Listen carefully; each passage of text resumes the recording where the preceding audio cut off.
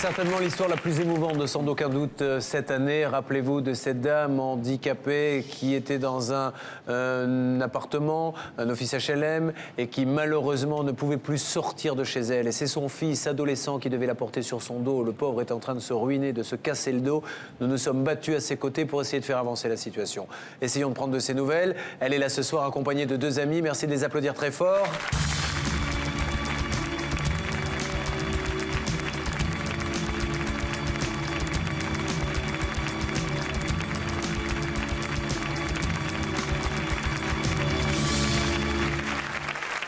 Bonsoir Chanel, bonsoir Jamina, bonsoir madame. Vous êtes une nouvelle amie, on va raconter ça dans quelques instants parce que l'émission vous a permis en plus de vous retrouver. Ces dames étaient venues pousser un cri à l'injustice et on avait envie que ça aille très très vite. Et les choses ont pas mal bougé. Je vous propose de voir ce qui s'est passé et c'est un vrai conte de fées, regardez. Promesse tenue, aujourd'hui lundi 3 avril, Chanel déménage. À présent, ces images de souffrance font partie du passé. Et si Chanel a du mal à le réaliser, Joël, lui, en a bien conscience. C'était une période de ma vie qui se passait, une période difficile, durant laquelle ma mère était malade.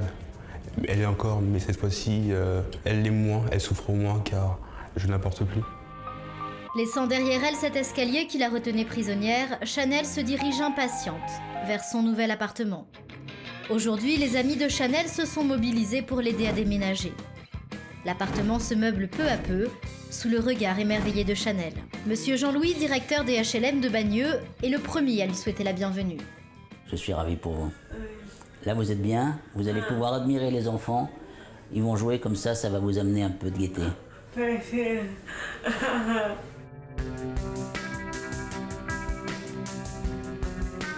Pour rien au monde, Mariam n'aurait manqué ce jour tant attendu.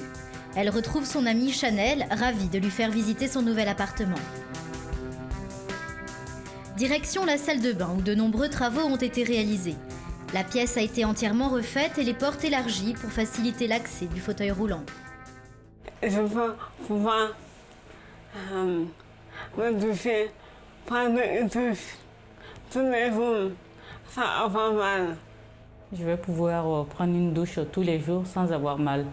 Là-bas, il fallait que je me porte. Car là-bas, il fallait que Joël me porte. Alors, il y a autre chose, c'est le WC en hauteur.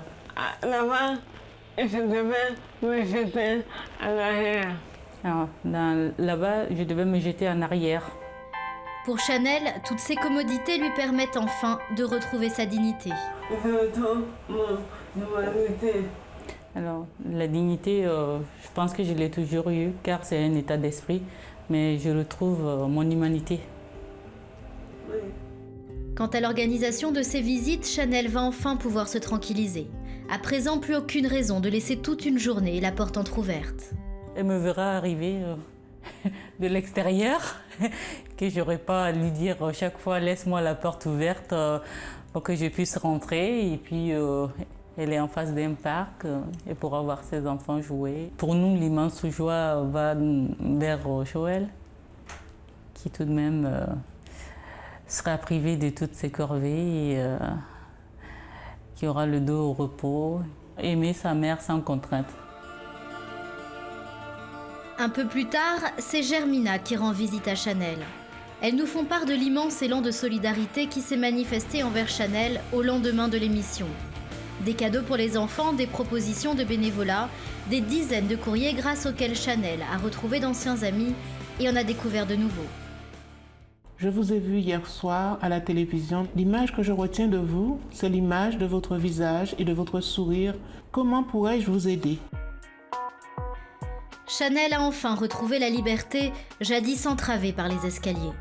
Désormais, elle peut sortir autant de fois qu'elle le souhaite, sans que son fils ne souffre.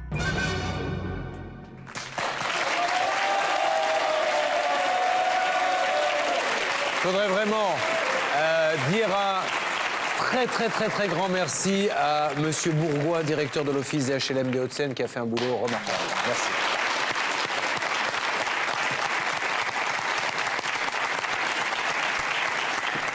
Avant de revoir le magnifique sourire de Chanel, bon, je crois que c'est formidable, c'est ce que vous vouliez, hein, madame.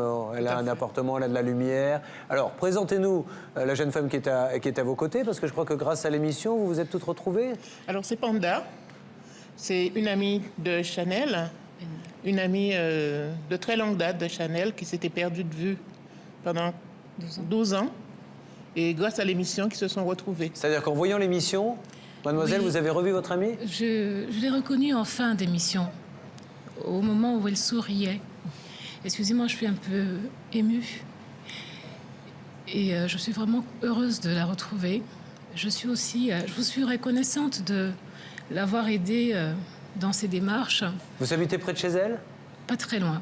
Vous allez pouvoir donc vous voir régulièrement? Tout à fait. Simplement, je regrette qu'il ait fallu passer par la télé pour arriver à débloquer sa situation. C'est vraiment regrettable. Mais c'est une fin heureuse. Eh bien, écoutez, tant mieux et merci. Chanel, je vous fais un énorme bisou. Je suis ravi que ça se soit bien terminé. Embrassez votre fils. Merci. Merci à vous, Chanel. Bon, Germina, mademoiselle, je sais que beaucoup de gens attendent beaucoup de vous parce qu'on sait que vous vous occupez d'elle et que quoi qu'il arrive, vous continuerez à bien vous occuper d'elle toutes les deux. Ça se voit dans votre regard, on ne se fait aucun souci. On Germina. essaye toujours, on essaye. C'est une fin heureuse, comme l'a dit Panda tout à l'heure, parce que c'était plus possible. Non. C'était plus possible pour Joël.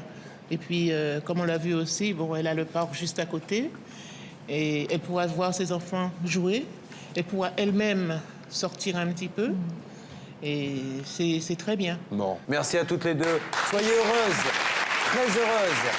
Excusez-moi. Avant de partir, j'ai un dernier message à vous transmettre de la part de Chanel. En faisant appel à la télé, elle avait 2 priorités, obtenir un nouveau logement et une dernière, c'est un combat qui va se mener hors caméra, dans l'ombre, mais qui est aussi très important pour elle. Il s'agira maintenant d'arriver à faire venir un membre de sa famille à ses côtés. C'est crucial et c'est essentiellement sur recommandation de son médecin, parce qu'elle a besoin d'une personne à ses côtés, jour et nuit. Et cette personne ne peut pas venir? Pour des raisons de visa. Ah oui. Donc on fait appel maintenant à la clémence de l'ambassade de France au Cameroun afin de pouvoir faciliter l'obtention du visa pour sa sœur. Voilà. Bon, C'est eh un bien, dernier combat, En antenne, si l'on peut vous aider, on le fera. j'espère. Eh bien, écoutez, oui, je le découvre, donc je ne peux pas vous en dire plus, mais je vous promets que c'est un dossier qui sera traité demain matin à la 1re heure. Merci Merci beaucoup. beaucoup. Merci à toutes les deux. On s'occupe de tout.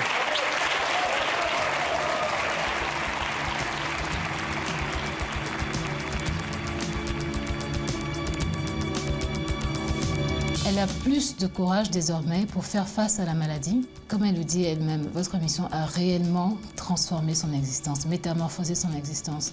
Et je pense que c'est une nouvelle vie qui s'ouvre à elle.